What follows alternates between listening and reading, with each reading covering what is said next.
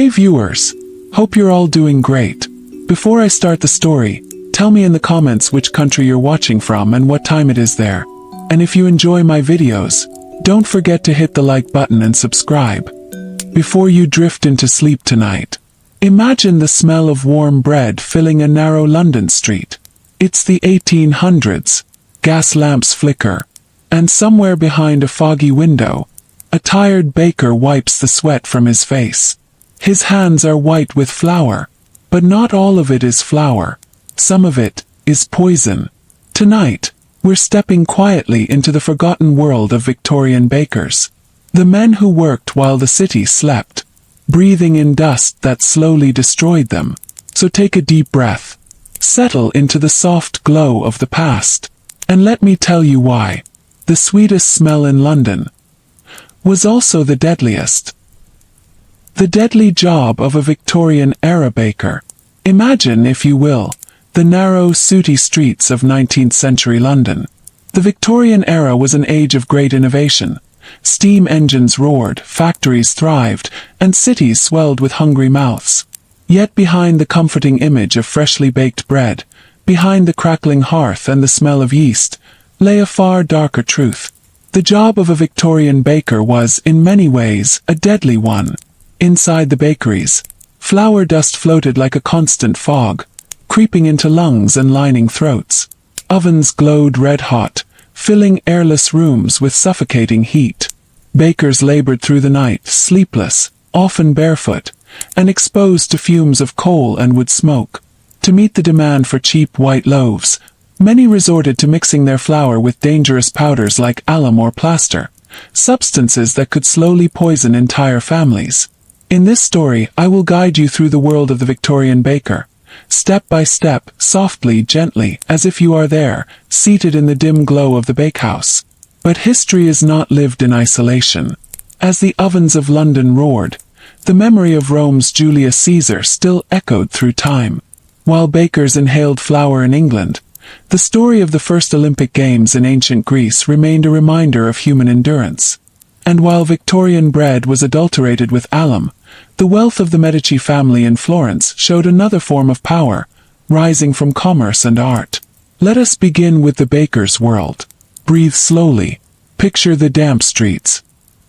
Hear the wooden paddle scrape across the oven's stone floor. Imagine yourself stepping quietly into the bakehouse. It is past midnight in Victorian London. The city is sleeping, though the streets are never silent. A horse cart rattles in the distance, a policeman's boots echo against the cobbles, and somewhere, a woman coughs in her sleep through the thin walls of her lodging. But inside a bakehouse there is no rest. Here men, young, lean, often weary, are already at work. They rise when others sleep. Their shifts may begin at 11 at night, continuing into the pale light of dawn. Their bodies bend and stretch as they knead dough with strong, calloused hands. The air is heavy with a mist of flour, fine particles that dance in the flickering light of oil lamps. Every breath draws the dust deeper into the lungs, scratching and coating the throat. The ovens are roaring. Imagine a brick cavern glowing orange with fire, the heat pressing outward like a living thing. The bakers must strip down to shirt sleeves, often bare-chested, their skin glistening with sweat, their faces reddened. Some work barefoot because shoes burn on the oven floor. The stone beneath their feet is hot, rough, and coated with flour. The temperature inside a bakehouse could reach 90 degrees Fahrenheit, sometimes more. Imagine standing there hours at a time, while the night outside is cold and damp. The contrast shocks the body. When bakers step outside briefly to fetch water or sacks of flour, the sudden chill penetrates their skin, often leading to illness. Coughs, fevers, aching joints. These were common companions to the baker's life. Now picture the flour itself, the very heart of their work. It was not always pure. The pressure of competition was fierce. Dozens of bakeries lined the streets, all vying to sell bread cheaply. White bread, especially, was in high demand. To make flour appear whiter, bakers sometimes mixed in alum, a mineral salt, or even chalk and ground bones. This practice, while not universal, was widespread enough to alarm Victorian reformers. Alum, in small doses, tightened dough and gave loaves a pleasing pale color. But ingested daily, it upset digestion, caused constipation, and in higher amounts could lead to chronic illness. And yet, for many bakers, survival meant compromise. The poor expected cheap bread, and bakers themselves were often paid poorly, their wages barely enough to support families.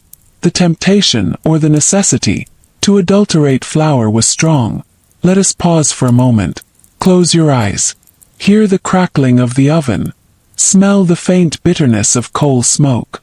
Imagine standing there as a young apprentice, your arms deep in sticky dough, while the master shouts to hurry, to shape faster, to bake before dawn. Apprenticeship in Victorian bakeries was notoriously harsh. Many boys were taken in as teenagers, working endless hours for little or no pay, sleeping on flour sacks in back rooms. Some rose to become journeymen or masters.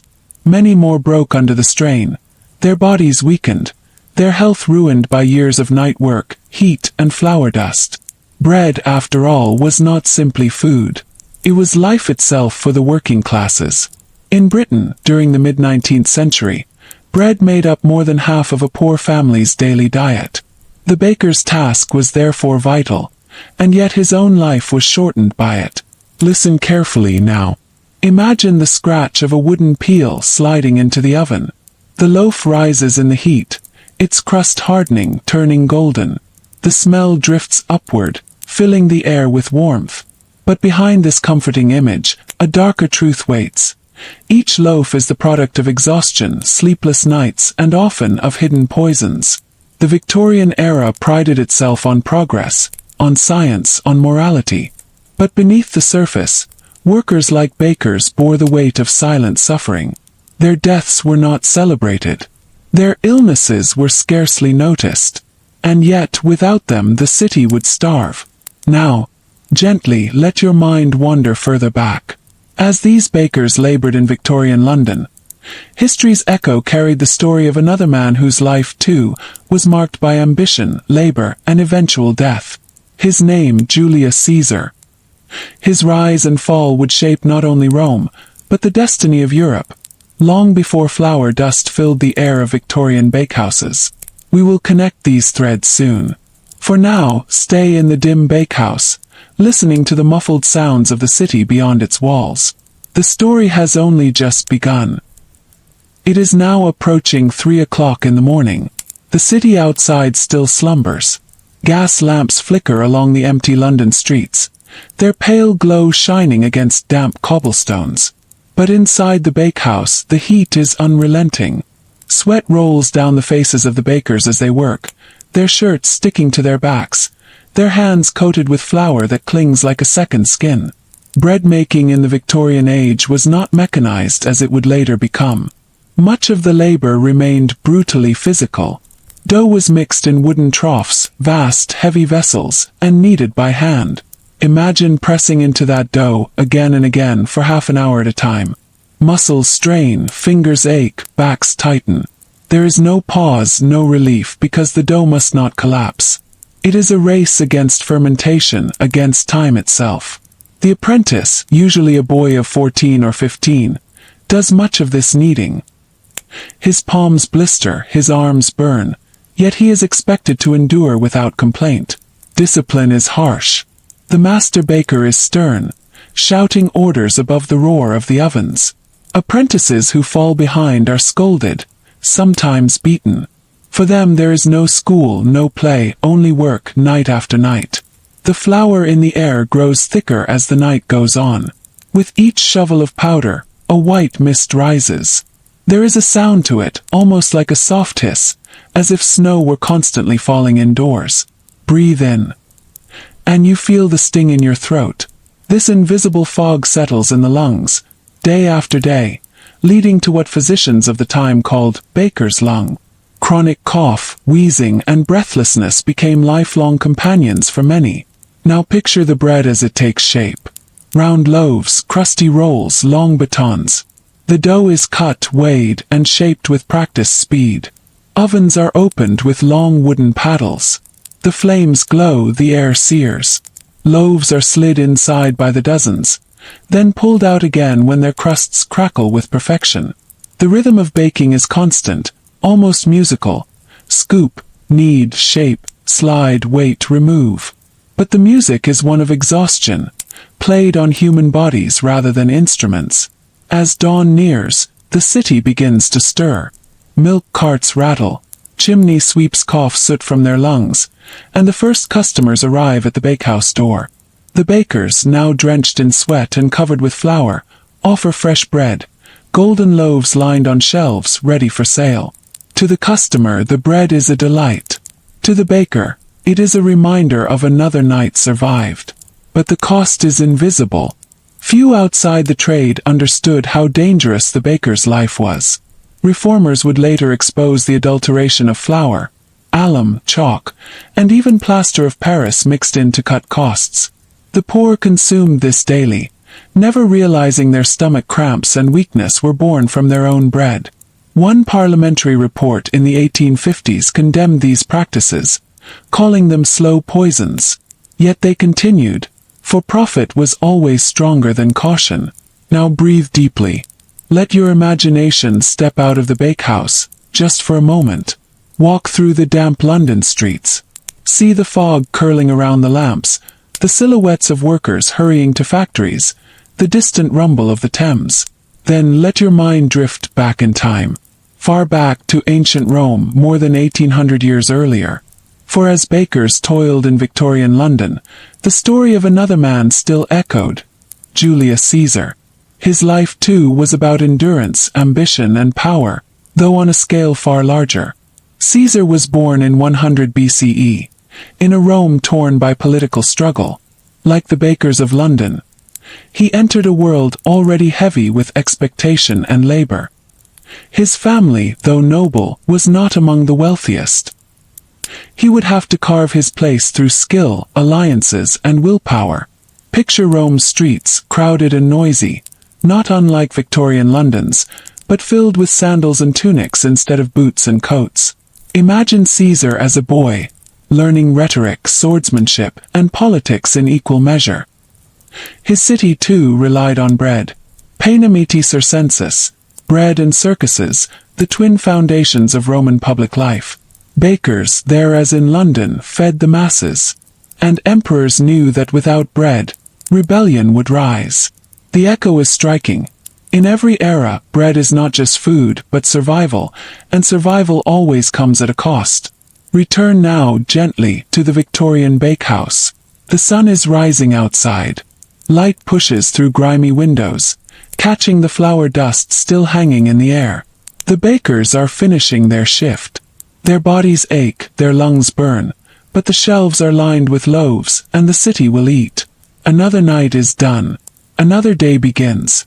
And as we move forward in this journey, we will see how the life of these bakers ties not only to the struggles of Victorian workers, but to the timeless endurance of humanity itself. From the games of ancient Greece, to the rise of dynasties like the Medici, to the ovens of 19th century London. The bread is now lined neatly upon the shelves. Golden crusts, soft interiors. Customers enter, coins clinking in their hands.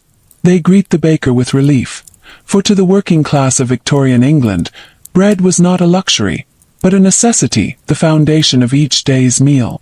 But what the customer does not see, cannot taste, is the hidden danger within. By the mid-19th century, bread adulteration had become a silent epidemic. The pressure of competition and the hunger of the poor demanded bread be made as cheaply as possible. White bread, the most desired, required the finest flour. Yet fine flour was costly, and millers and bakers sought ways to stretch it. Into the flour, powders were slipped. Alum, a chemical that tightened gluten and made loaves appear whiter. Chalk, soft, harmless in appearance, but damaging when consumed regularly. Plaster of Paris, powdered gypsum, the very substance used in building walls. Even bone meal, ground from discarded remains, found its way into some loaves. The effect was subtle at first. A family eating such bread might feel only mild discomfort, indigestion, or a sluggishness they could not explain. But over months and years, alum interfered with digestion, weakened the blood, and worsened malnutrition among those who could least afford it. Children, already thin and hungry, grew weaker still. Reformers of the age began to take notice.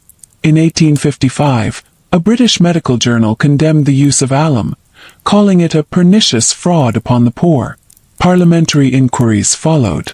Yet even with reports printed, the practice did not vanish overnight. The hunger for profit was too strong, and the hunger of the people too desperate. Close your eyes for a moment. Imagine a loaf of bread upon your table.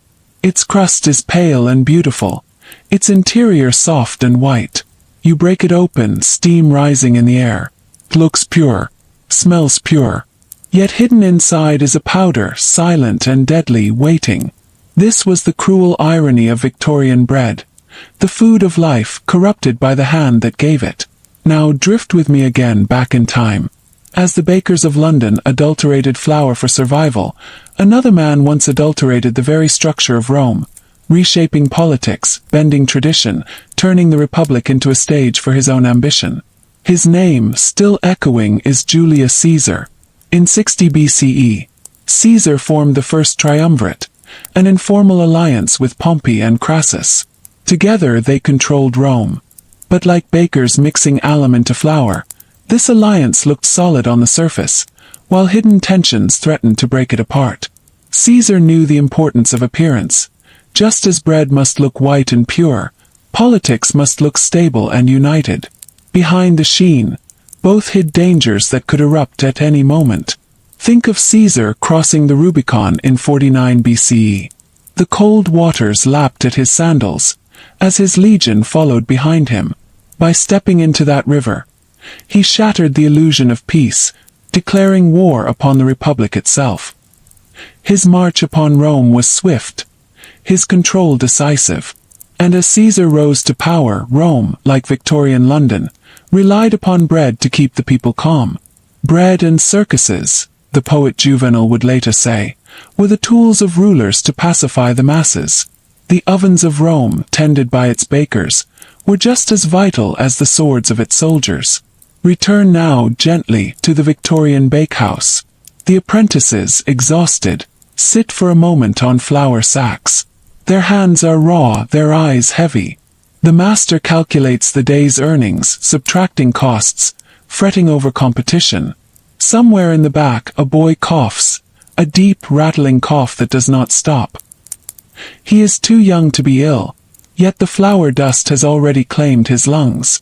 The irony is sharp.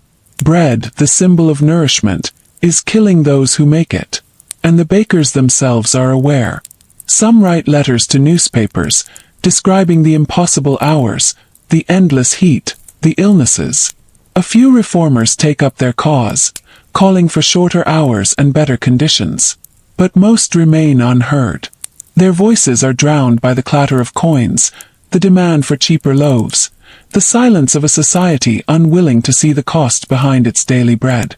Breathe deeply now. Imagine the taste of that bread, warm and fresh. Picture the baker's hands, scarred and flour-dusted, offering it across the counter. Feel the heaviness in your chest, as though you too inhaled the flour fog. Hold that image gently in your mind, as we move forward. For the story of the Victorian baker is not only about ovens and flour. It is about humanity's long struggle, to feed, to survive, to endure. Whether in the glowing ovens of London, in the marble forums of Rome, in the dusty fields of Olympia in ancient Greece, or in the golden halls of the Medici in Florence. The threads of history are kneaded together like dough, rising and falling, baked by time itself. The day is just beginning in London. The bakers, having worked through the night, move sluggishly now. Their eyes are rimmed with red, their clothes stiff with dried sweat and flour. Some will rest for a few hours in cramped back rooms, curled upon sacks of grain. Others will trudge home through the awakening city, heads bowed, shoulders hunched, their lungs heavy with dust. The body of a Victorian baker bore the mark of his profession.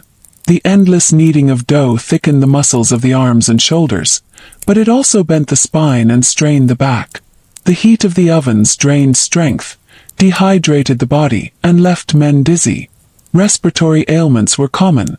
Bronchitis, asthma, what physicians began to call baker's lung. Many were dead before the age of 40. Those who lived longer often carried with them chronic illness, permanent coughs, weakened lungs. Imagine this life cycle. A boy of 14 begins his apprenticeship, eager, strong, and obedient. By his 20s he works nightly, his hands hardened, his lungs already weakened. By 30, his body is older than his years, worn down by sleeplessness, heat, and constant labor. By 40 he is often sick. Few became old men. This was not an isolated tragedy. It was the rhythm of survival in Victorian cities. The price of bread, hidden not in coins but in lives. Now pause. Close your eyes. Feel the weight of exhaustion. Imagine standing barefoot on the hot stone floor of a bakehouse, hour after hour, the soles of your feet burning, your chest tight with dust. This was endurance. A different kind of endurance than that celebrated in marble arenas, but endurance nonetheless. And here, softly, we turn our thoughts across the centuries, to ancient Greece, to the first Olympic Games. The year is 776 BCE. In the valley of Olympia, the air is dry, the sun brilliant against pale stone. Thousands gather to watch men test their bodies against one another in honor of Zeus. The games were not merely contests of strength. They were acts of devotion, proof of human endurance, and symbols of unity across rival Greek city-states. Picture the Stadion race, the first and most celebrated contest. Barefoot runners stand at the line, muscles taut, bodies lean from years of training.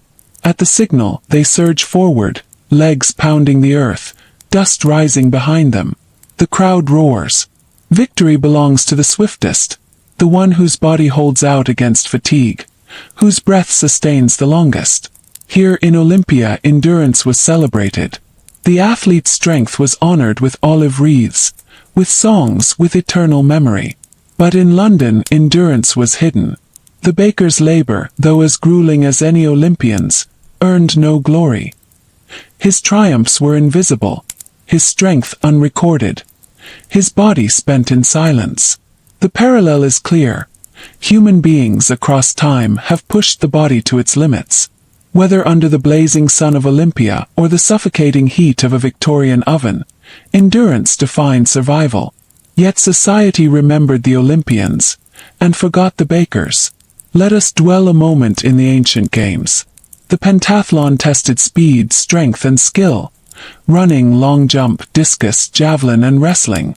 Imagine the dust rising in the arena, the grunt of men straining against each other's weight, the sharp thud of a discus landing.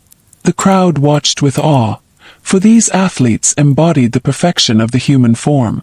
In contrast, the baker's body, bent, weary, and coughing, was a reminder of human frailty. He did not run for glory, but for bread. He did not leap for honor, but needed for survival. His contest was not measured in victories, but in nights endured, in lungs still able to breathe, in loaves lined upon a shelf before dawn. And yet, is there not a nobility here too? Consider how both the Greek athlete and the Victorian baker sacrificed their bodies for the needs of others. The athlete gave glory to his city, his gods, his family. The baker gave sustenance to his neighbors, his children, his community. Both knew the limits of pain, the boundaries of exhaustion, the line where body meets will. Breathe slowly now. Imagine the roar of the Greek crowd fading, replaced again by the soft hiss of flour in the bakehouse. Picture the athlete's sweat glistening in the sun, then compare it to the baker's sweat dripping into dough beneath the glow of fire. Separate worlds, separate purposes, yet united in the thread of endurance. And as the story unfolds, let us remember, bread and endurance are inseparable. Bread fueled the Greek athletes as it fueled Victorian workers. Bread sustained empires, families, soldiers, and rulers. Bread was both a symbol of life and, tragically, a vehicle of death when corrupted. Soon we will turn our gaze back again to Rome, to Caesar, whose endurance was not physical, but political. His contests fought not with discus and dough, but with alliances and armies. And later, we shall walk into the golden chambers of Florence, where the Medici family rose with the wealth of commerce, shaping not bread, but the Renaissance itself. But here, in this quiet moment, we remain with the baker. He does not hear applause.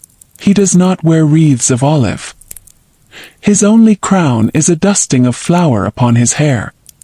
His victory is a shelf of loaves, his prize a few coins, his future uncertain. And yet he endures. The morning has broken fully now. The smell of bread drifts from the bakehouse and curls through narrow streets.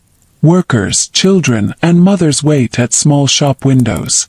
The first loaves are exchanged. Warm, steaming, soft inside, crisp outside. For many families, this was the first meal of the day. Bread was not a luxury in Victorian England. It was survival. The poor could go without meat, without sugar, even without tea, but bread was essential. Family might consume several loaves a day. For the working classes, it made up more than half of their daily calories. Every crumb mattered. And yet bread was not always safe. Flour, scarce and costly, was often adulterated by dishonest bakers or merchants. Chalk, ground bones, even alum, substances poisonous to the body, were mixed with flour to make bread appear whiter, fresher, larger. The poorest families, unable to afford quality loaves, were most at risk. Their children grew weak, their bodies stunted. Bread, meant to nourish, became a silent killer. Here we feel the cruel irony. The same bread that filled stomachs emptied lives. The Victorian baker himself, worn down by labor, often fed his city bread that was dangerous, not by intent, but by necessity. The economy demanded profit, and profit meant compromise. And yet, the people still gathered at dawn, still bought their loaves, still broke bread together at their wooden tables. For to be without bread was unthinkable. Pause here. Picture it. A mother in a narrow London alley, tearing a loaf in half for her children. The crust crackles under her fingers. The children eat quickly, hungrily, their faces softening with relief. Outside, smoke rises from chimneys. Carriages rattle on cobblestones. The city lives. All because of bread. Bread was more than food. It was power. Governments knew this well. Bread riots had shaken cities across Europe. If bread was too costly, if loaves vanished from markets, the poor rose up in fury. The cry for bread was the cry of survival. In this way bread shaped politics. We can now see how seamlessly this connects us to Rome. For in the streets of ancient Rome, centuries before the Victorians, the people too clamored for bread. The phrase "bread and circuses" became the motto of Roman politics. The emperors fed the masses with grain and distracted them with entertainment to keep unrest at bay. Here enters Julius Caesar. Caesar understood the power of bread. As he rose from general to statesman, he promised grain to the people of Rome, subsidies for the poor, relief for the hungry. He knew that armies marched on their stomachs, but so did empires. Picture the Roman Forum. Citizens gather in great numbers, their voices rising. Caesar appears, his toga draped elegantly, his presence commanding. His words promise grain from conquered lands, stability for the poor, a share of Rome's wealth. The crowd cheers, for bread is life. And yet, behind the promise of bread lay ambition. Caesar's reforms fed not only the hungry, but also his image as a benefactor, a savior of the people. Bread became not just sustenance, but a weapon of politics, a currency of loyalty. Pause, breathe. Do you hear the connection now? The Victorian mother breaking a loaf for her children. The Roman citizen receiving free grain from Caesar's reforms. Both moments whisper the same truth. To control bread is to control life itself. Bread was never merely food. It was survival, identity, and power. The Victorians relied upon bakers who labored in silence. The Romans relied upon generals who expanded empires to fill their granaries. Both societies, though centuries apart, revolved around the same axis, the loaf. But let us not forget the darker side. When bread fails, societies fracture. In France, bread shortages helped spark the revolution. In England, adulterated bread poisoned the poor. In Rome, without steady grain, riots erupted. Always bread was the line between peace and chaos. Now imagine this. A baker in London wipes sweat from his brow as he pulls loaves from the oven. A Roman farmer bends to reap golden grain in Sicily, soon to be shipped to Rome. A mother in Paris holds an empty basket, staring at market stalls with no bread. 3 worlds, 3 centuries, the same story. Bread is hope, bread is fear. As Caesar's shadow grows larger, we sense that the story of bread will soon intertwine with ambition, conquest, and blood. For bread does not only sustain the body, it fuels armies, builds empires, crowns rulers.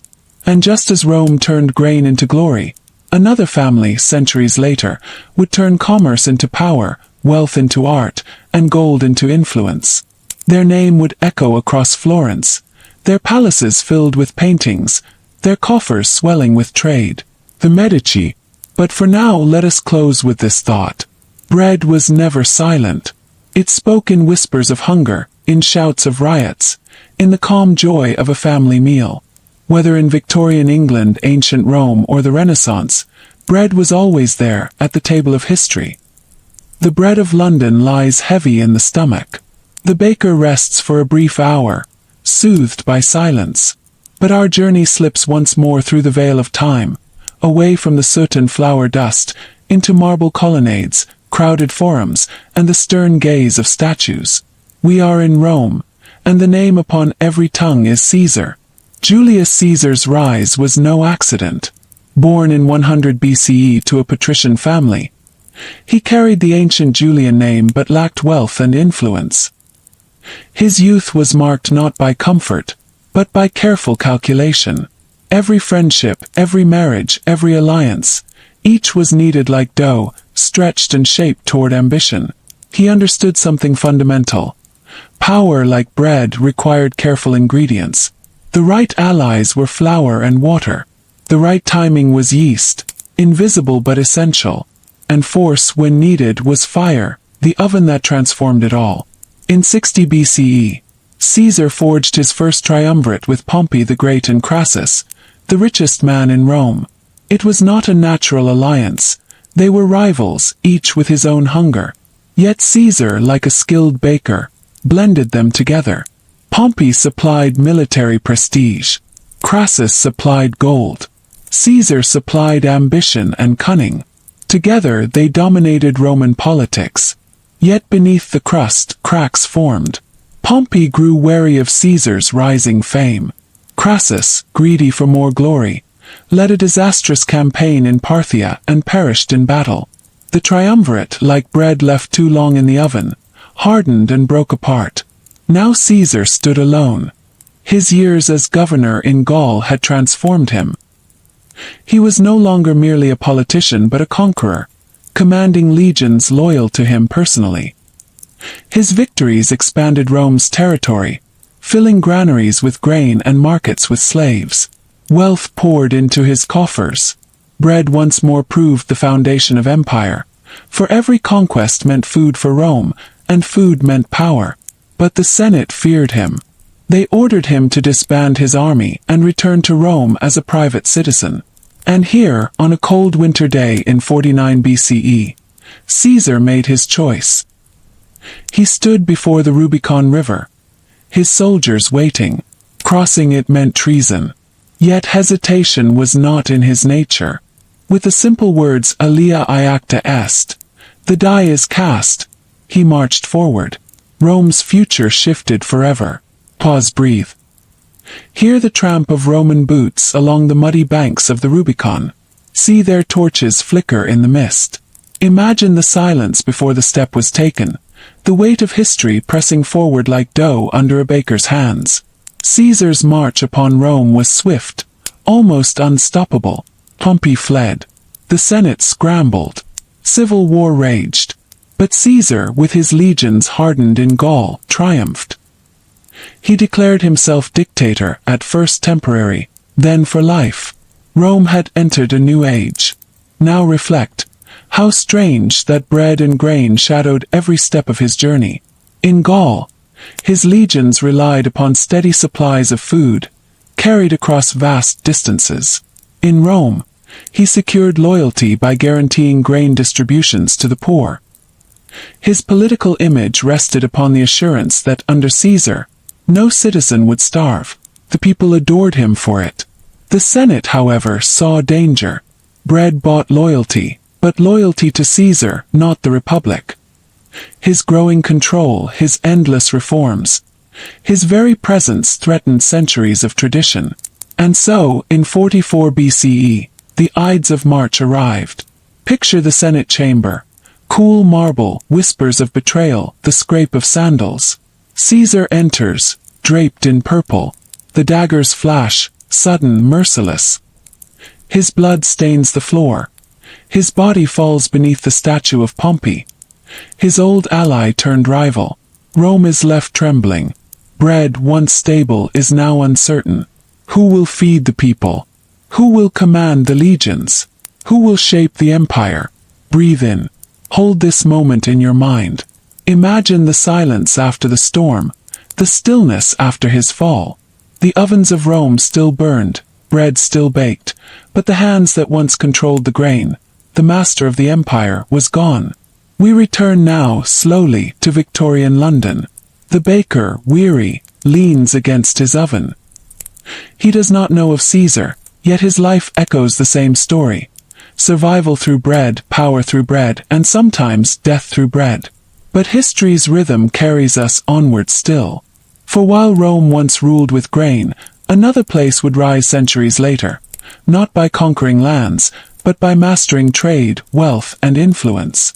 In the city of Florence, the Medici family would bake their fortune not in ovens, but in banks. They too would understand the recipe of power. The ovens cool in London. The Forum grows silent in Rome. And far away in Renaissance Italy, coins begin to clink, gold begins to flow, and a new kind of bread, the bread of art, patronage, and culture, begins to rise. The baker of Victorian London pulls another loaf from the oven. The crust crackles as it cools. The scent of flour and fire fills the air. Yet our mind travels beyond soot-darkened brick streets, beyond marble forums splashed with Caesar's blood, into a new city, Florence. Florence, 15th century. A city alive with merchants, artisans, painters, and thinkers. Narrow streets wound between tall stone houses. Bells tolled from church towers, markets bustled. Apprentices carried baskets of wool, spices, and books. Here, wealth did not come from conquering distant provinces, but from commerce, trade, and banking. And at the center of it all stood one family, the Medici. The Medici were not warriors. They were not kings. They were bankers, men who dealt in numbers, in gold, in credit. Yet through this seemingly humble trade, they would come to rule Florence, influence popes, crown kings, and shape the very course of the Renaissance. Imagine their counting houses. Long wooden tables stretched across dimly lit rooms.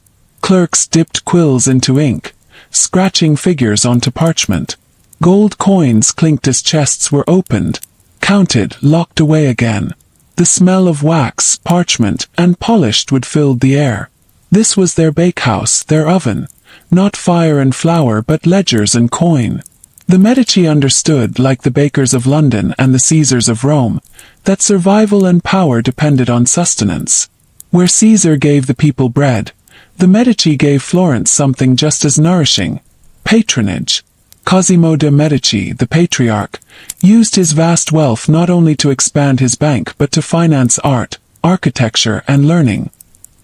He funded the construction of churches, the painting of frescoes, the copying of ancient manuscripts.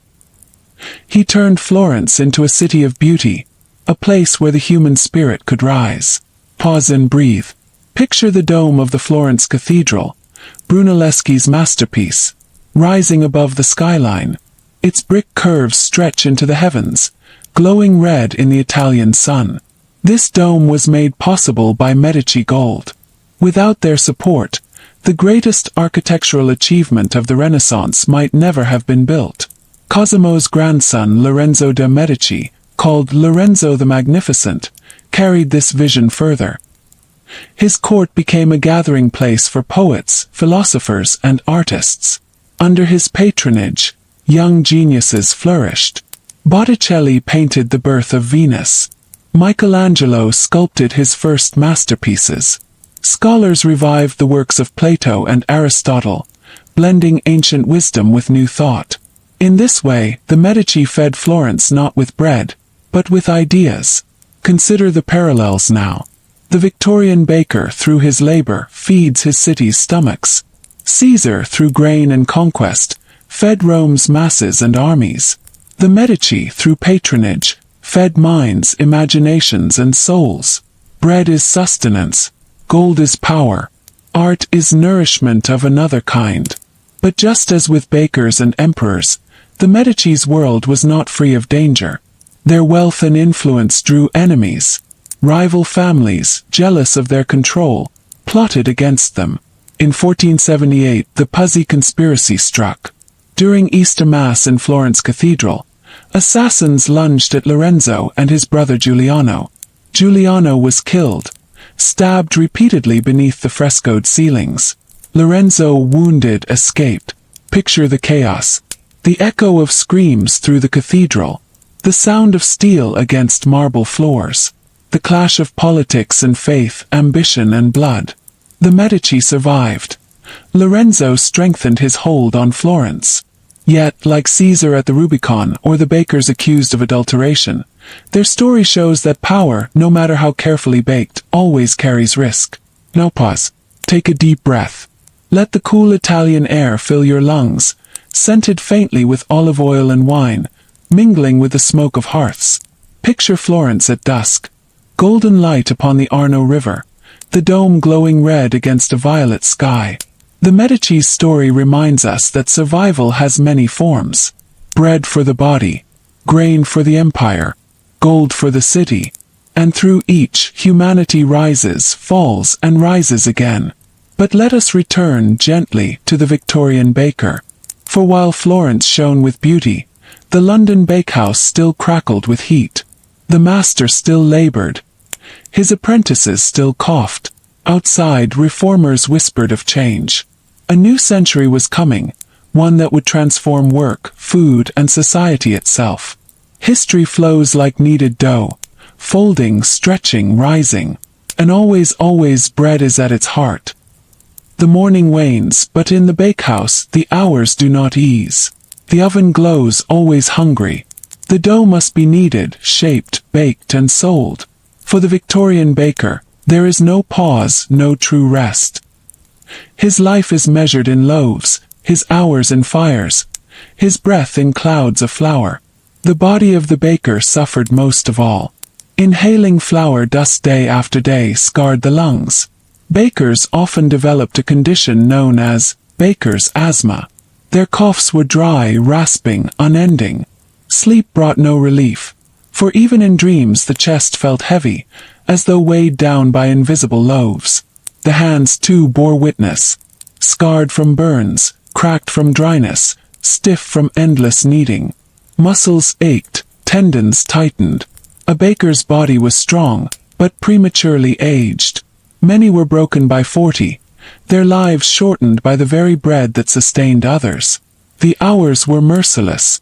Bakers often rose at midnight to begin their work, preparing dough for the morning crowds.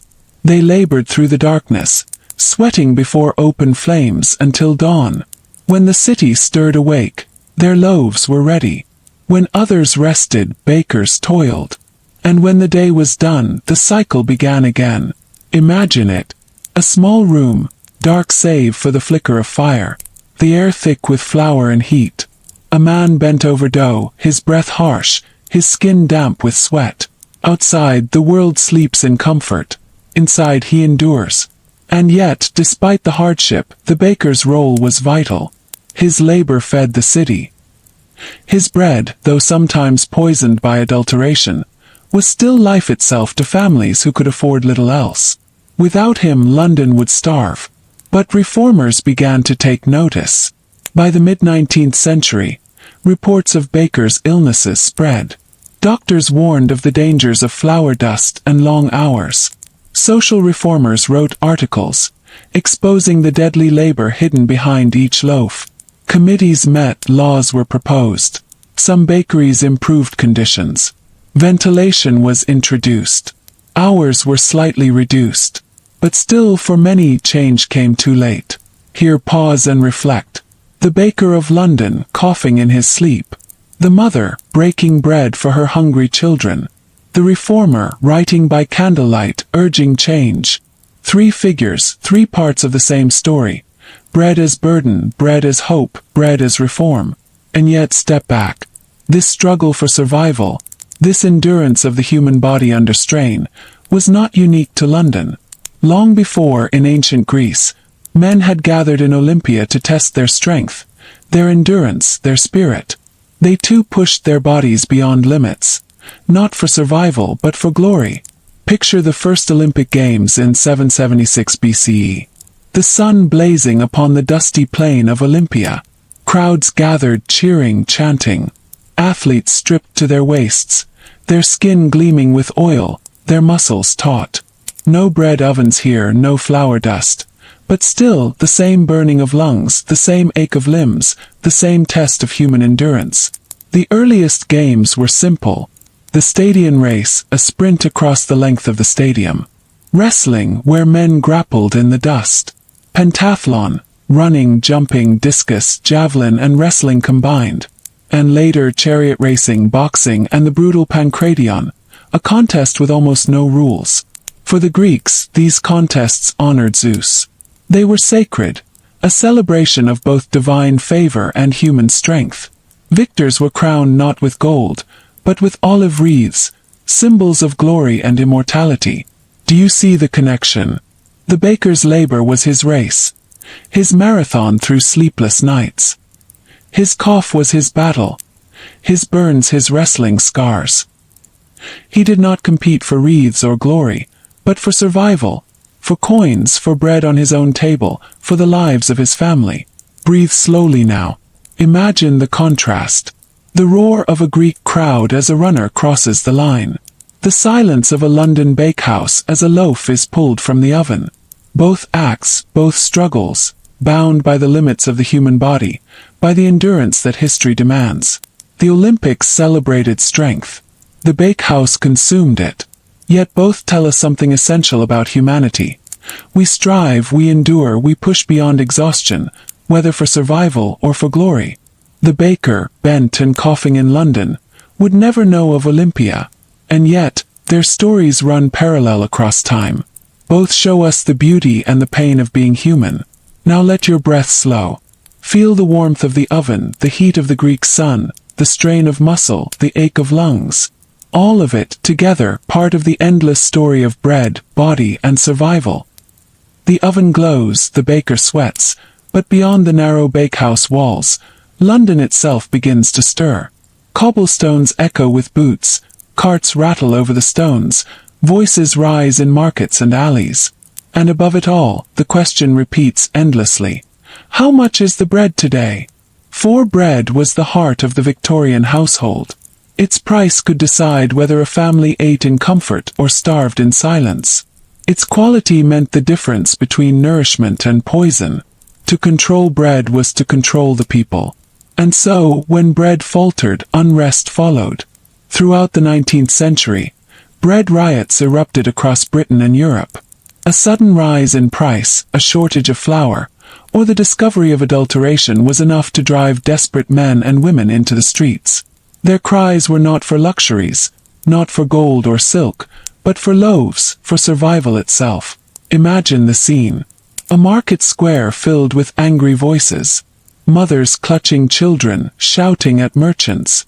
Men overturning carts of flour, demanding fairness. The air thick with hunger and fury. The smell of smoke rising as shops are broken open. Such scenes were not rare. The working poor lived so close to the edge of starvation that even the smallest rise in bread prices could tip them into despair. Reformers warned Parliament of this constant danger. Pamphlets circulated, declaring bread a weapon of oppression when adulterated, overpriced, or withheld. And the scandal of adulterated bread, so often hidden, began to surface. Investigations revealed shocking truths: alum, chalk, plaster, and even arsenic in loaves. The press called it a crime against the poor. Doctors linked adulterated bread to illness, malnutrition, and early death. Campaigners demanded inspections, regulations, and punishments for dishonest bakers. Still, progress was slow. Many bakers themselves were victims of the system, forced by competition and poverty to cut corners or risk ruin. Their deadly work was not driven by cruelty, but by survival in a ruthless economy. Now pause. Breathe. Imagine the heavy weight of a halfpenny loaf in your palm, its crust thin, its crumb pale, its whiteness hiding chalk and alum. Picture yourself handing it to a hungry child, knowing it may do as much harm as good. That was the reality of Victorian bread. And yet, bread was not only survival, not only protest. It was also political strategy. Just as Caesar had once secured his power in Rome by ensuring grain for the people, British politicians recognized the necessity of stable bread prices. The Corn Laws, passed in the early 19th century, restricted the import of cheap grain to protect wealthy landowners. But this meant bread for the poor remained expensive. Opposition rose in fury. The Anti-Corn Law League, led by reformers like Richard Cobden and John Bright, demanded repeal. They argued that free trade in grain would make bread cheaper, relieving the poor.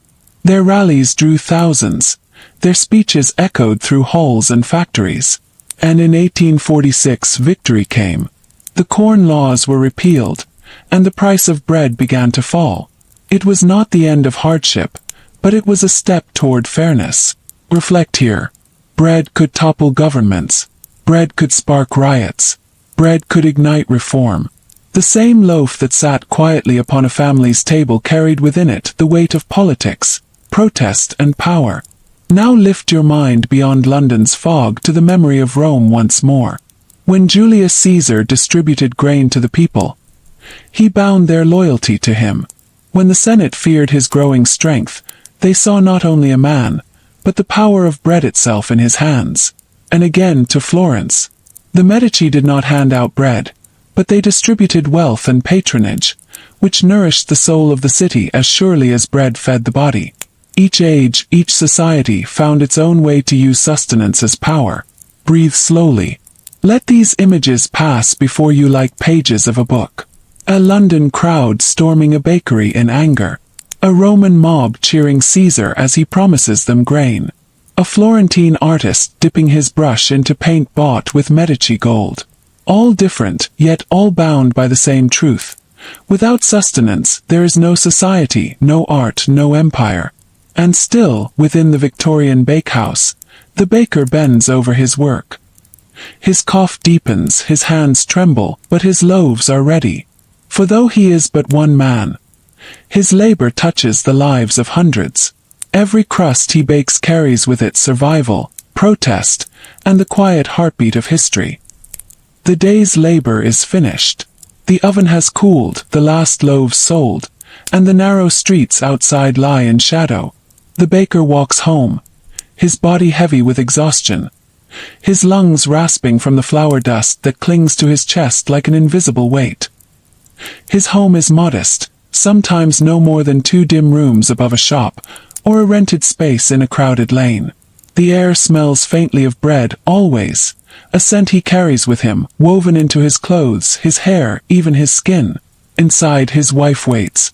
Perhaps she has been sewing by candlelight, or mending clothes, or rocking a restless child. She looks up as he enters, and though she smiles, her eyes show worry. For she knows his cough is worse tonight. She has seen too many bakers' wives bury their husbands young. The children crowd around him, tugging at his sleeves, eager for the smallest scrap of attention. He lifts the youngest, though his arms ache, and the child presses a flour-dusted kiss upon his cheek. In that small gesture lies the sweetness of survival, love within hardship. Dinner is plain.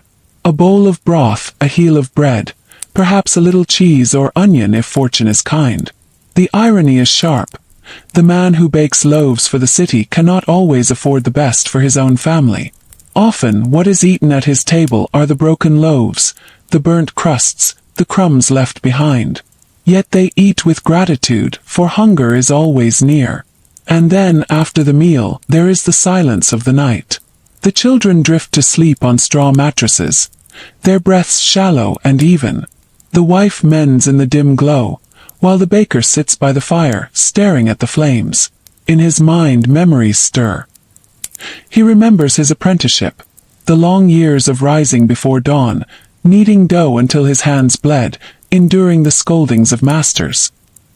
He remembers the pride of baking his first perfect loaf, golden and round, pulled from the oven like a treasure. He remembers, too, the laughter of young men in taverns, voices full of dreams before life's burdens grew heavy. Now those dreams feel distant. His body is older than his years. His chest burns when he breathes too deeply. He knows the whispers of baker's asthma that pass among his fellows. And still he rises each morning, for bread must be made. Listen closely now. Imagine the faint crackle of the fire, the slow ticking of a clock, the soft creak of the house as it settles into sleep. The world outside may rage with politics and protest, but here, in this fragile household, the struggle is quieter, more personal. It is the struggle of a man trying to keep his family fed, clothed, and alive. Yet even in hardship there are moments of joy. On Sundays, when work is lighter, the family may walk to church. The children wear their best, though patched and worn, and the baker stands with his wife in the pews, listening to the hymns that rise like soft prayers into the rafters. For a moment, his cough is forgotten, replaced by the comfort of faith and community. Sometimes, too, there are small festivals. A fair in the town square, where bright ribbons flutter and fiddlers play.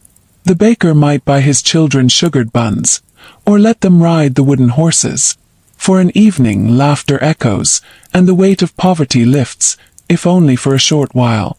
At home stories are told by candlelight, tales of kings and knights, of saints and miracles. The children listen wide-eyed, clutching crusts of bread as though they were golden treasures. For in their imagination, even the smallest meal becomes a feast. Reflect now upon this image. A man whose labor feeds hundreds, yet who counts every penny for his own children's meals. A man whose body is broken by flour dust, yet who still kneels each night to kiss his daughter's forehead. This is the hidden side of history.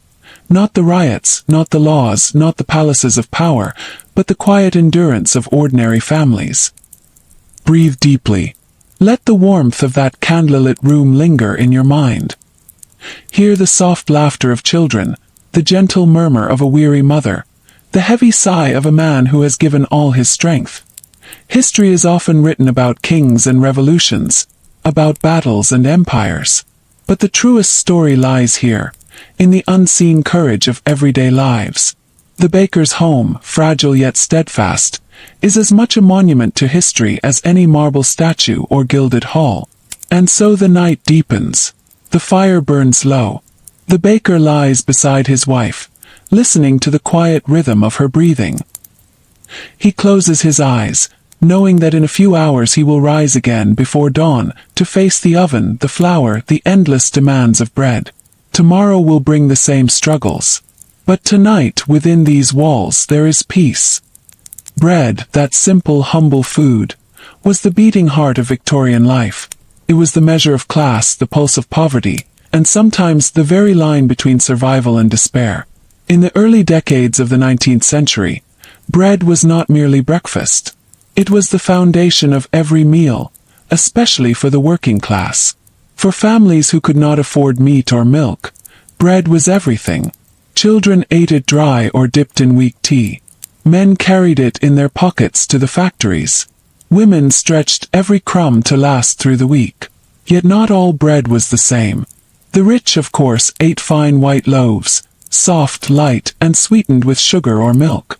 The poor, on the other hand, ate what was called household bread. Dense, dark, coarse, made from mixed grains, sometimes even adulterated with alum or chalk to make it appear whiter. Yes, chalk. Imagine that for a moment. Flour whitened with ground chalk, or laced with alum, or dusted with bone ash. These were not accidents. They were choices made by desperate or greedy millers and bakers, struggling to compete in a market where appearance meant profit.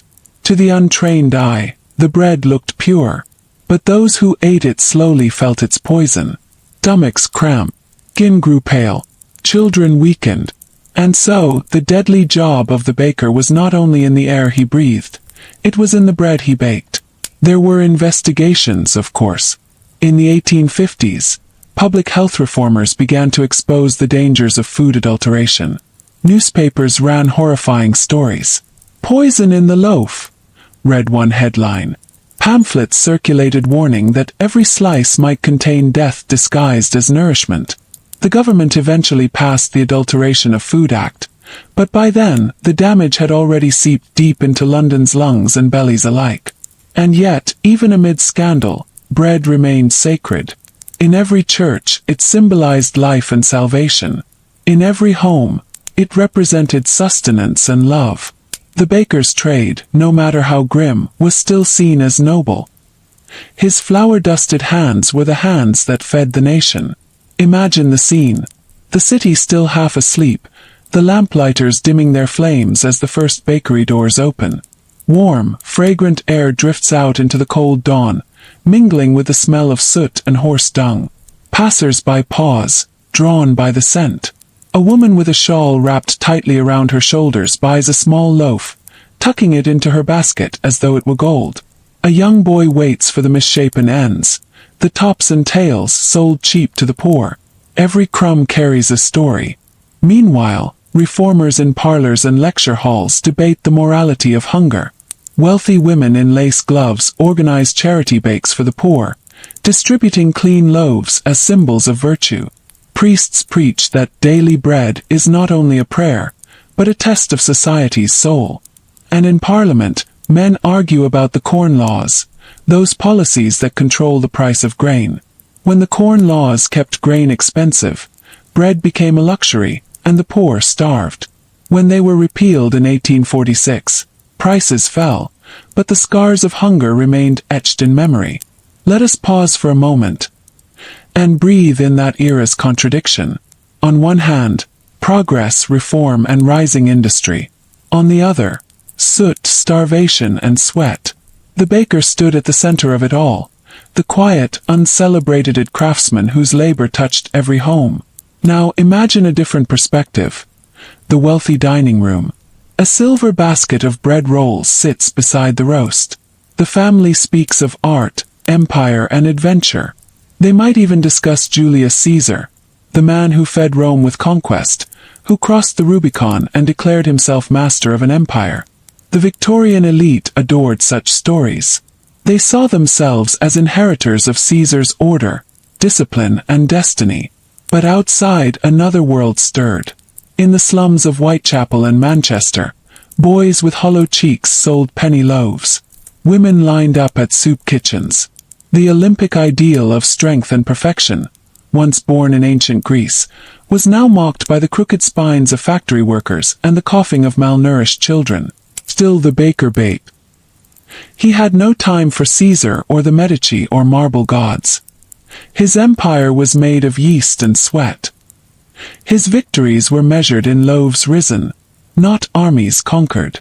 And yet, he too shaped history, one loaf at a time. The sound of kneading echoes softly in your mind now. Rhythmic, patient, eternal. It is almost like breathing. Push, fold, turn, press. Outside, the church bells ring 6. The first carts rattle through the streets. The city awakes, and the scent of bread joins the hum of life once more. The baker wipes his brow. His lungs ache, his hands crack, but he smiles faintly. He does not know that in another century, historians will call his job deadly. He only knows that bread is life, and life, no matter how brief, must be fed. The middle of the 19th century was a time of thunder and transformation. Steam engines hissed through the cities. Iron railways split the countryside, and invention became the new religion. Every factory chimney that pierced the sky seemed to declare the power of man over matter. And so, even the gentle art of bread-making was not spared. Once, each loaf was a personal act. shaped by calloused hands, baked in brick ovens stoked by wood or coal, turned with care and watched like a sleeping child. Now the Industrial Revolution rolled in like a storm, and with it came mechanical mixers, steam ovens, and automated mills. At first, many bakers resisted. They saw the machines as soulless intruders, stripping away the pride and intimacy of their craft.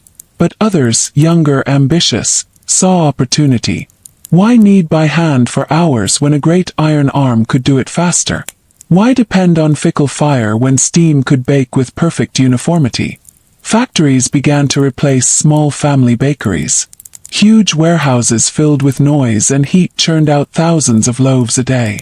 The bread, pale and uniform, rolled down metal trays like soldiers in formation. It was efficient, it was profitable, but it was no longer personal. The small-town baker, the man who knew every customer by name, who smelled the dough to judge its readiness, who took pride in the golden crust, he began to vanish.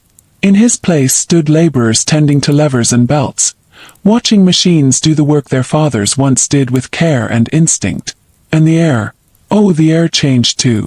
Where once it carried the comforting aroma of yeast and wood smoke, it now reeked of burning coal and oil. The soft hiss of ovens was replaced by the clatter of gears. Pause here for a moment. Imagine standing inside such a factory. The floor shakes beneath your feet. The steam hisses like a serpent. The air is thick, hot, and wet. Workers shout to be heard above the din. You hear coughing, always coughing, as the flour dust still rises, but now mingled with soot. The deadly job of the baker had taken a new form. No longer was he poisoned by flour alone. Now he inhaled coal smoke, oil fumes, and the very breath of machines. And yet the world called it progress. Outside, bread became cheaper. For the first time, even the poorest could afford a loaf that looked white and clean. But what was lost in the process? Taste, texture, humanity. The warmth of handmade bread, the small imperfections that made it alive, was replaced by uniformity. Bread had become an industrial product, not a labor of love. As the baker's art declined, so too did his status. Once respected as a craftsman, he became just another worker, one among thousands in the endless engine of industry. Wages fell. Hours stretched longer. The old pride vanished like steam in the air. In London, Manchester, Birmingham, and Leeds, great bread factories rose. The bakeries now resembled foundries. Long, narrow halls lined with iron ovens and flour hoppers, each man responsible for a single repetitive task.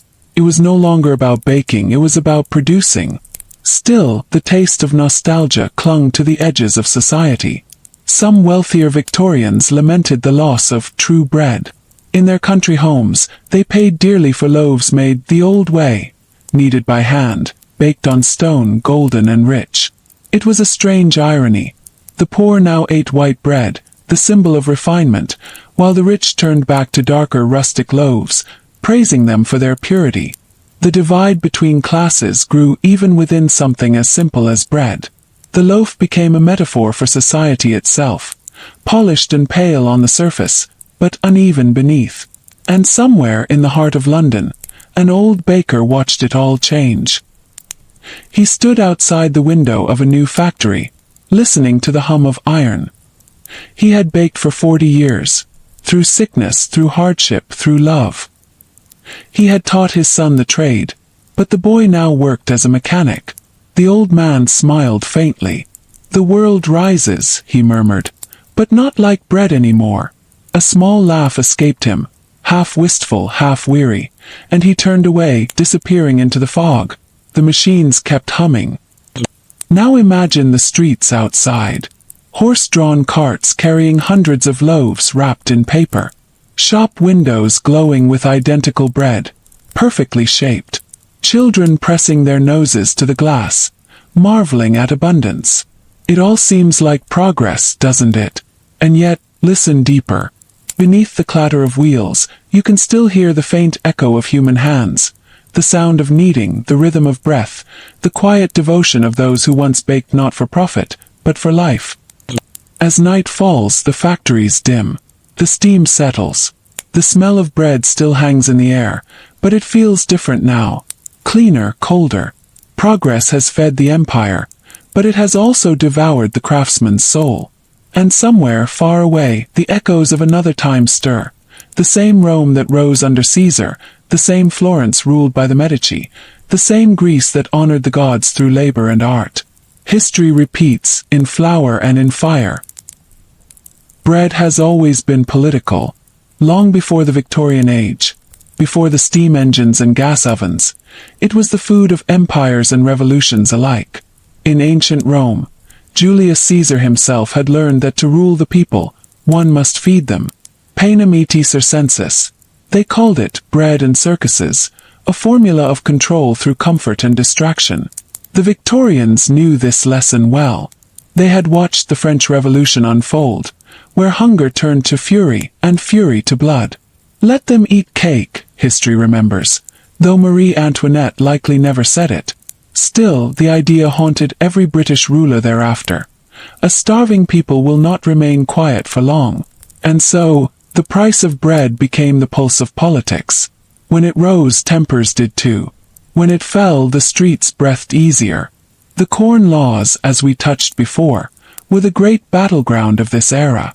These laws, designed to protect British grain farmers, placed heavy tariffs on imported wheat. That meant high prices, which meant expensive bread, which meant hunger in working-class homes. The factory men, the miners, the weavers, all paid the cost.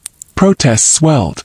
Pamphlets spread like wildfire, demanding cheap bread for the poor.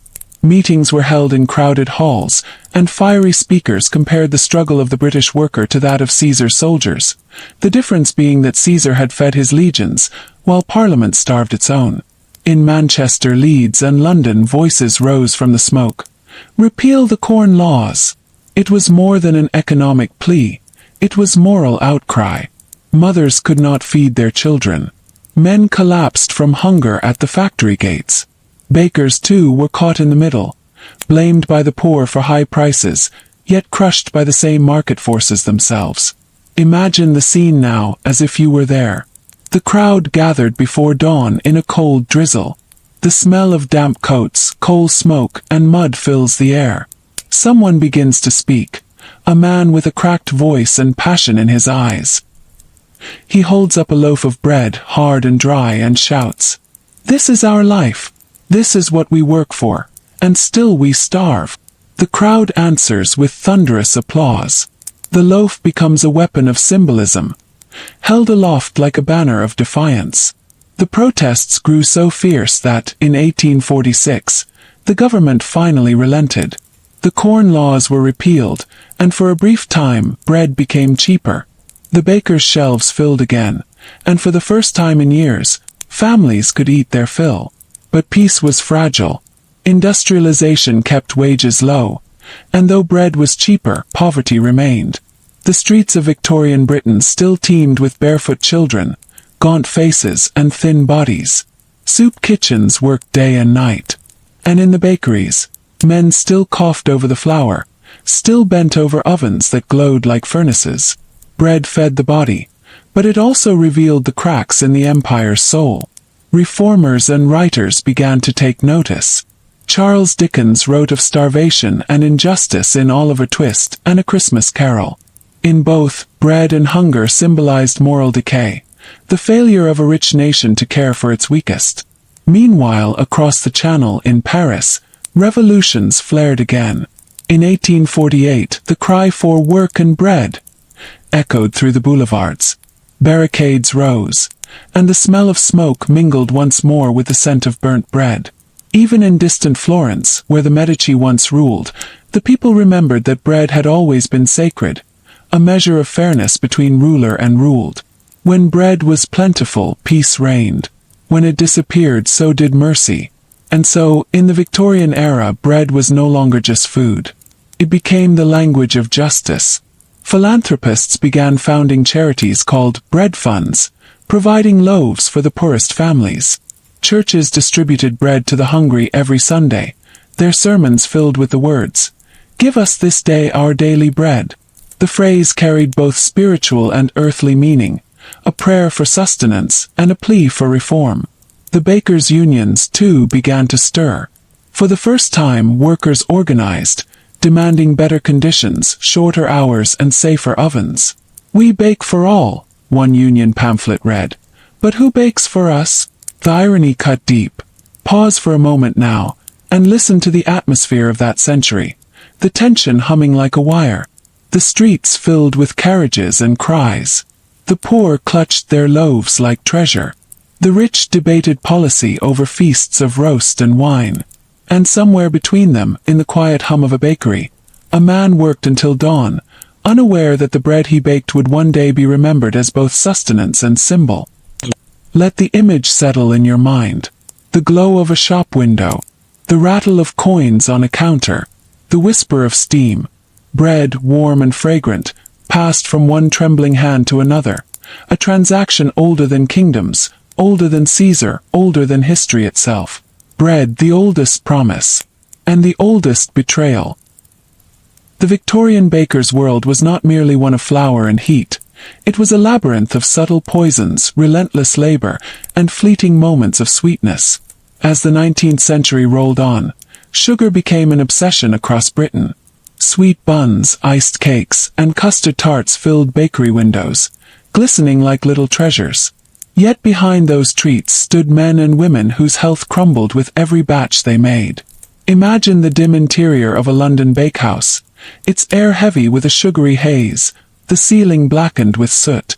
The smell is both comforting and cloying. Bakers worked from midnight to noon, sometimes without pause. Their hands were raw, cracked, and perpetually dusted with flour. And though the pastries delighted the city's elite, the bakers themselves lived on bread crusts and fatigue.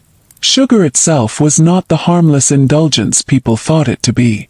Much of it came from plantations, processed through harsh methods that involved lime and bone char. The bone char, made from animal remains, was used to bleach and whiten the sugar crystals, a grim irony that made sweetness a product of death. Bakers inhaled the fine dust daily, and it invaded their lungs, their pores, their sleep.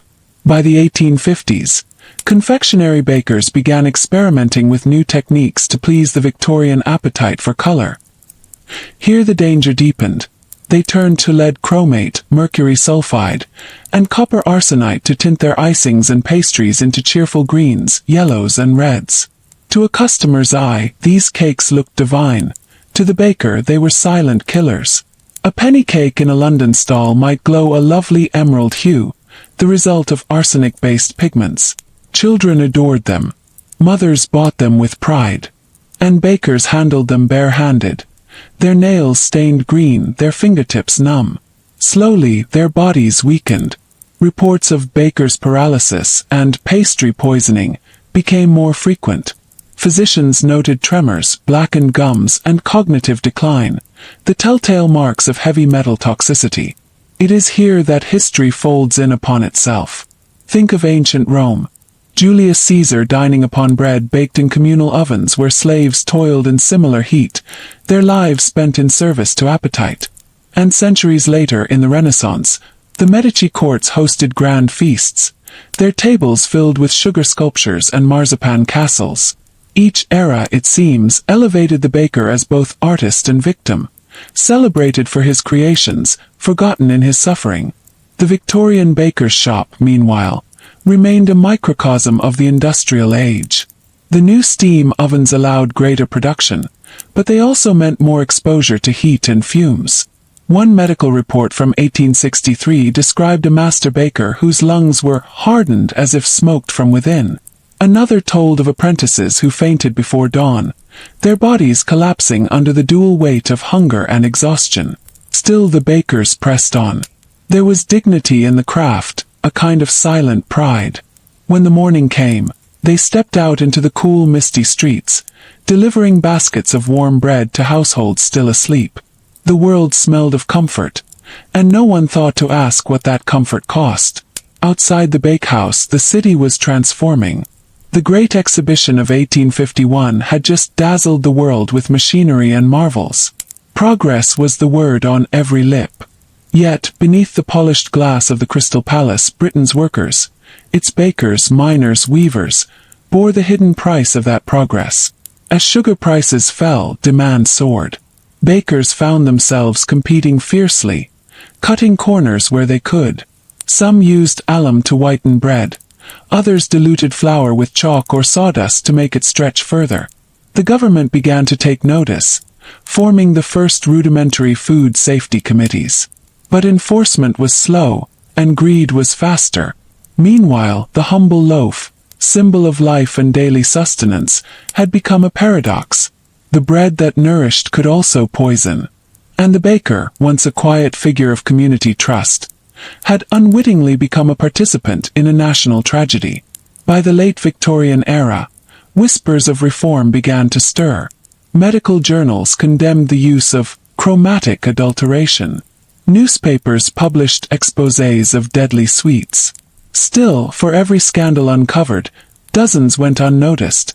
Until the 1870s, when a young girl's death from arsenic-laced peppermint lozenges caused public outrage. Her death marked a turning point, sparking the 1875 Public Health Act that began to protect consumers and, indirectly, bakers themselves. Yet, even as laws changed, the rhythm of the bakehouse remained the same. The early mornings, the long hours, the fine dust clinging to skin and lungs. There was no luxury in this labor, only the faint satisfaction of a job done and bread baked. Warm, fragrant, and fleeting.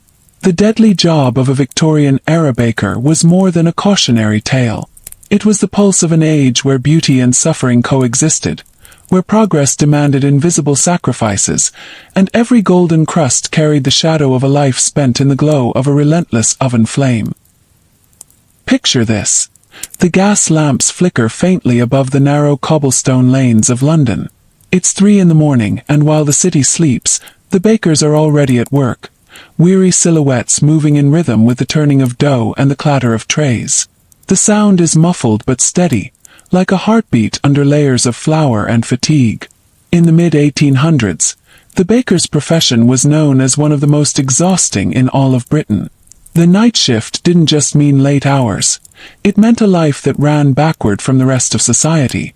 Bakers began their work when others were ending their day, kneading, shaping, and firing loaves long before dawn. Sleep was rare, often snatched in short, uneasy bursts. The historian Henry Mayhew once wrote about London's working classes, describing bakers as half-living men, their faces grey with flour and sleeplessness. They worked in heat exceeding 100 degrees Fahrenheit, breathing in the fine white dust that clogged their lungs, and wiping their brows with hands already coated in sticky dough. The combination of heat, fatigue, and toxic materials made their job deadly, and yet they kept going. The reason was simple. Bread was sacred. It was the cornerstone of the British diet. Every family, rich or poor, depended on it. And so the baker's suffering was quietly folded into every loaf that graced a Victorian table. But as the century advanced, a great shift was coming. The Industrial Revolution was creeping into the bakehouse. Machines began to replace muscle. The invention of the steam oven and mechanical kneaders in the 1850s promised efficiency and larger yields. Bakeries grew from small family-run shops into factory-scale operations. The introduction of chemical leavening agents like baking soda and alum was heralded as a miracle. No longer did dough need to rest for hours to rise. Bread could be made faster, cheaper, and in greater quantities. But that speed came at a cost.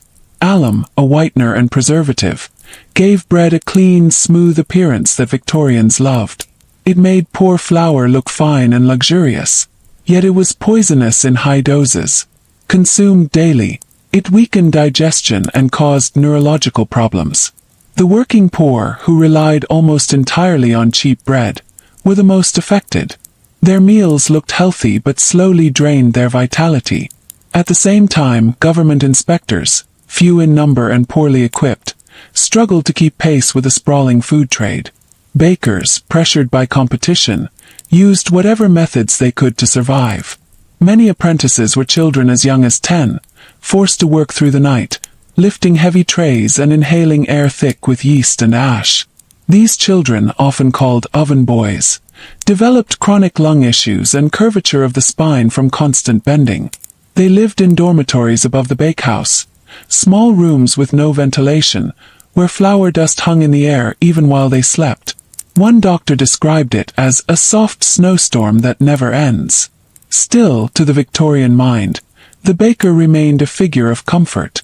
Morning streets glowed with the scent of freshly baked bread, and customers queued eagerly at shop doors. Few ever saw the faces behind those ovens, pale, hollow-eyed, with a perpetual rasp of coughs in their throats. It's a strange paradox of history. The very symbol of nourishment, bread, was born from such deprivation. If you listen closely, you can almost hear it. The scraping of wooden paddles, the faint hum of early industry. The Victorian baker's rhythm echoes the relentless march of progress. Steady, unfeeling, mechanical. It's the sound of humanity feeding itself, one weary loaf at a time. And beyond Britain's foggy streets, the world was changing too. In Florence, centuries earlier, the Medici had used the trade of flour and grain to build empires of wealth and influence. Their mills had turned not only wheat but the gears of Renaissance art and power. Now, in Victorian England, that same grain had become the lifeblood of industrial labor. Cheap, efficient, and deadly. By the 1870s, public awareness grew. Pamphlets circulated condemning the poisoned loaf, and reformers began to push for the protection of both bakers and consumers. The Bakehouse Regulation Act of 1863 was one of the first laws to recognize the health dangers faced by workers, demanding better ventilation and sanitation. Yet, despite these reforms, conditions remained harsh. Machines had quickened the process but not lightened the burden. Where once there were a few men laboring through the night, now there were hundreds. Rows of factory bakers standing shoulder to shoulder, their movements synchronized, their individuality dissolved into the rhythm of production. Bread had lost its soul. It was no longer a creation of human hands but of iron, fire, and the unending hunger of progress. The comforting warmth of the hearth had turned to the hiss of steam and the roar of machinery. And yet, there was still a strange beauty in it all. The same scent that once filled humble villages now drifted across entire cities. The same art that once fed a dozen mouths now sustained millions. The baker, even in his exhaustion, had become part of something larger. A symbol of humanity's determination to survive, to innovate, to keep the fire burning even when it consumed him. The year is 1878. London glows under a grey, soot-streaked sky. The city hums with progress. Railways, steamships, telegraphs. Yet behind every innovation lies an invisible human cost. And in the quiet corners of the city, inside cramped bakehouses, that cost could be measured in coughs, in trembling hands, in the slow fade of color from the faces of those who worked with flour and fire. By now, the Victorian baker's world had become both magnificent and monstrous. The pastries were works of art. Elaborate constructions of sugar, gold leaf, and fruit glazes that shimmered like stained glass. But beneath that beauty lay the same old dangers, now made even more treacherous by chemistry. Artificial colorings were the pride of Victorian confectionery. The brighter the better. Customers adored cakes dyed with brilliant green, deep crimson, or gleaming yellow. But few knew that these colors came from deadly substances, arsenic, mercury, and lead, ground into fine powder and mixed with icing sugar. Bakers handled them daily, sometimes licking their fingers as they worked. Reports began to emerge of bakers who went mad, their nervous systems destroyed by mercury fumes. Others developed sores that would not heal, or paralysis in their arms and legs. Yet, for every illness reported, there were 100 that went unspoken, dismissed as fatigue or weakness of the constitution. And still the demand grew. Victorian London had an insatiable appetite for spectacle. Grand balls, royal banquets, and fashionable tea parties required towers of pastries, sugar sculptures, and gilded loaves. The baker had become a silent artisan of luxury, invisible to those who feasted, indispensable to those who ruled. But while the wealthy devoured these confections, the poor ate bread adulterated with chalk, alum, and plaster. The contrast was cruel and vivid.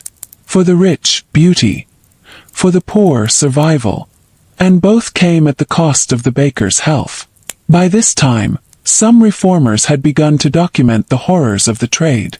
One pamphlet, The Dark Oven, a study of London's night bakers, described scenes of men stripped to their waists, sweating and coughing amid clouds of flour, the air thick as fog, the heat unbearable. Another noted that, their eyes grow dull and their breathing labored, yet they continue, for to stop is to starve. These were not exaggerations. In some bakehouses, temperatures reached 120 degrees Fahrenheit. The floors were slick with dough scraps and sweat. Ventilation was poor, so flour dust hung suspended like mist. Long-term exposure caused a condition doctors began to call baker's lung, an early form of occupational asthma. And yet, despite all of this, there was an unspoken pride among these men. Theirs was one of the oldest trades in human history. They were heirs to a lineage that stretched back to the hearts of ancient Rome, where Caesar's own bakers prepared daily bread for soldiers and senators alike. To be a baker was to belong to something eternal. That sense of continuity mattered. It gave meaning to the suffering. It made the exhaustion bearable. The thought that the same act, the same craft, had been performed for millennia. In kneading dough they touched history itself. Even as new inventions arrived, roller mills, automated sifters, gas ovens, many bakers resisted. They preferred the feel of dough beneath their hands, the sound of the crust cracking in the oven. Machines made more bread, yes, but they could not make better bread. Some old bakers spoke of how the dough talked to them, how they could sense its readiness, its mood, by touch alone. In that tactile intimacy, there was something profoundly human, something irreplaceable. But progress does not listen to sentiment. As the 1880s dawned, industrial bakeries dominated the city. Dozens of workers toiled in vast facilities that smelled not of home, but of machinery and smoke. Bread became uniform, perfect in shape, consistent in texture, stripped of character. It was modernity's masterpiece and its tragedy. Yet not all was bleak. Out of the shadows, a new awareness began to grow. The scientific community started linking occupational illness to workplace conditions. Doctors urged for reforms. Newspapers began to expose the toxic secrets of the baking and confectionery trades. Slowly, the world began to see the human face behind the bread. And there, in that moment of recognition, something quietly shifted. The Victorian baker, once invisible, became a symbol, not of sweetness or luxury, but of endurance. His story was no longer just about bread and sugar, but about humanity's struggle against its own progress. He stood as a reminder that beauty, convenience, and advancement always carry a price. If you close your eyes, you can almost feel it.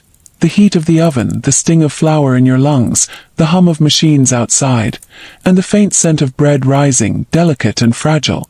It's the scent of life itself, fleeting, necessary, and costly. The late Victorian period brought with it a storm of awareness, the realization that beneath the comforts of daily life, there lay a quiet trail of suffering. Bakers, once regarded as simple craftsmen, were now at the center of a growing social reckoning. The bread they made, the most basic symbol of life, had become both nourishment and poison. By the 1880s, England's newspapers began reporting what came to be called the flour scandals.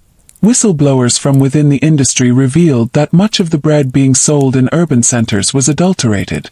Unscrupulous millers and bakers mixed chalk, alum, and even ground bones into their flour to make it appear whiter and finer. Some added mashed potatoes or old dough to stretch the yield. To the eye, the loaves looked wholesome, but to the stomach they were corrosive. Imagine sitting at a wooden kitchen table, the lamplight soft and trembling. You slice into a loaf of bread, its crust crisp, its smell warm and familiar. But the first bite leaves a strange bitterness. That bitterness, unknown to most Victorians, was alum, a mineral additive that made inferior flour look pure. In small doses, it whitened bread. In large ones, it slowly destroyed the lining of the stomach. The victims were not the elite. They ate imported bread and biscuits from reputable bakeries. The victims were the workers, the poor, the ones who depended entirely on the cheap loaves sold at the corners of London's narrow alleys. And the bakers, many unaware of what the millers supplied them, were blamed unfairly for the nation's ills. As investigations unfolded, Parliament was forced to confront an uncomfortable truth. Progress had outpaced morality. The pursuit of profit had eclipsed the sanctity of food. In 1863, the Bakehouse Regulation Act had been passed to protect workers, but it said nothing of what went into the bread itself. It wasn't until after repeated public outcry, and the tragic deaths of several children in poisoning incidents, that food safety laws began to evolve. Doctors, too, began to take interest. They wrote papers linking bakers' sickness, the chronic cough, the trembling hands, the ashen faces, to both long hours and exposure to chemicals. A leading London physician, Dr. Thomas Wackley, described the plight vividly. The baker lives as a ghost among the living. He labors through the night and fades with the dawn. These words haunted the public imagination. The baker became not just a tradesman, but a symbol of industrial exploitation, a figure standing somewhere between the machine and the man, bound by both. Meanwhile, sugar continued to weave its dangerous spell. The confectioner's trade, often run parallel to baking, became notorious for its lethal beauty. Poisoned bonbons became a grim nickname whispered in London drawing rooms after reports of green-tinted sweets causing nausea and death in children. The culprit, copper arsenite, a pigment prized for its vivid emerald color. And so, as the century's end approached, reformers pressed harder. Journalists and social campaigners published exposés. One pamphlet, titled The Baker's Midnight Hell, featured harrowing descriptions of men collapsing beside their ovens, their lungs black with soot and flour. It sparked outrage and sympathy, igniting one of the earliest labor movements among London's night bakers. These men began to organize, demanding fair hours and safer conditions. Their slogan was simple, but powerful. We make bread, let us live to eat it. It was the first time bakers spoke collectively, not as silent servants of appetite, but as human beings demanding recognition. The campaign gained momentum. By the 1890s, trade unions began to take root within the baking profession. Newspapers such as the Morning Chronicle supported their cause, printing editorials that described the average baker's life expectancy, a mere 45 years. The public, now aware of the hidden human cost behind their breakfast bread, began to view the baker's trade differently.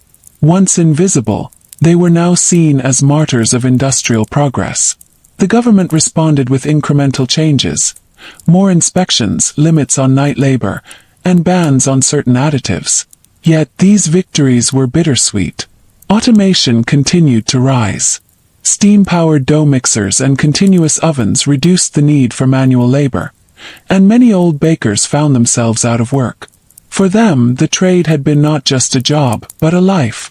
To see machines replace the warmth of human hands was a quiet heartbreak. Still, the shift was inevitable. Humanity was moving toward mass production, and the baker's humble art, refined over centuries, was becoming part of a larger industrial machine.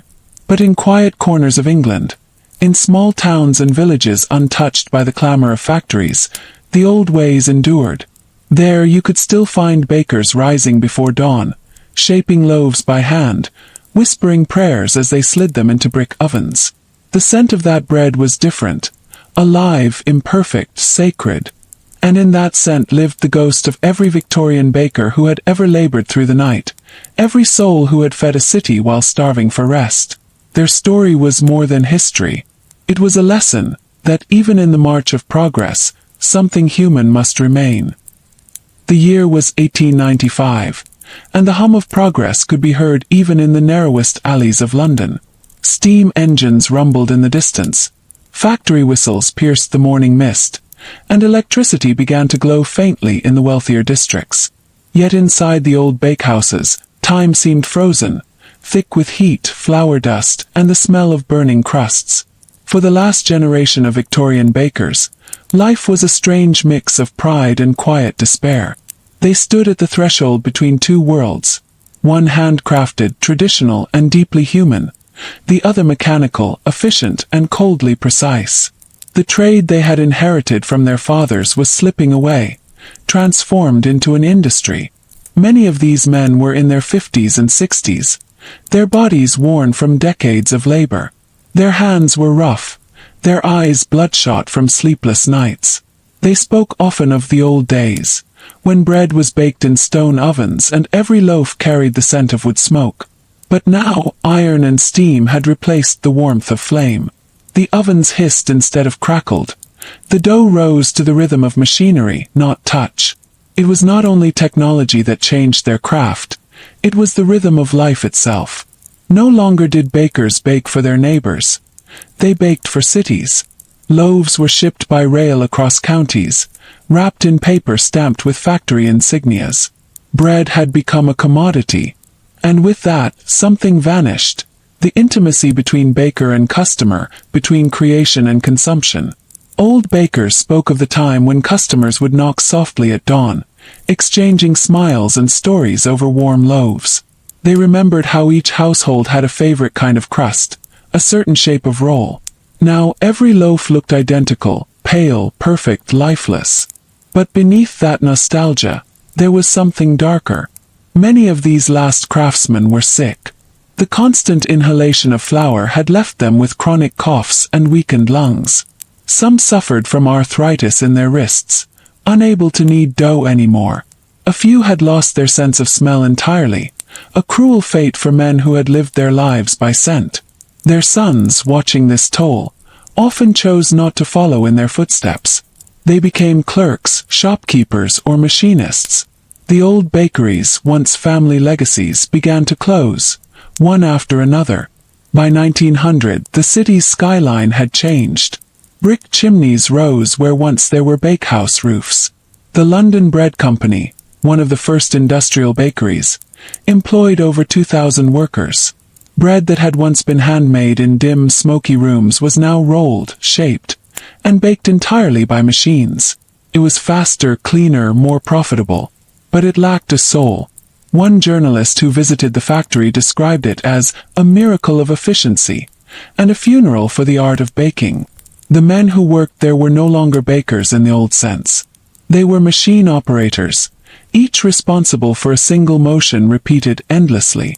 Kneading was no longer a gesture of care. It was a cog in a system. Still, even in this new mechanical world, the spirit of the old bakers lingered. Their traditions, their quiet rituals, could not be entirely erased. Some still sprinkled a bit of flour on the oven floor before the first bake, whispering the old blessing, "May the bread rise and no man fall." The church bells still rang at dawn, mingling with the factory whistles. In that moment, for just a heartbeat, the past and present coexisted, the ancient rhythm of bread-making pulsing beneath the iron skin of modernity. And in homes across Britain, people continued to break bread each morning, unaware that the simple act connected them to centuries of labor, sacrifice, and endurance. Even the poets noticed the change. Alfred Tennyson once wrote of the hands that labor and the hearts that feed. But by the end of the century, writers began to mourn the loss of human touch in everyday life. The baker, once a symbol of warmth and care, had become a ghost of a bygone age.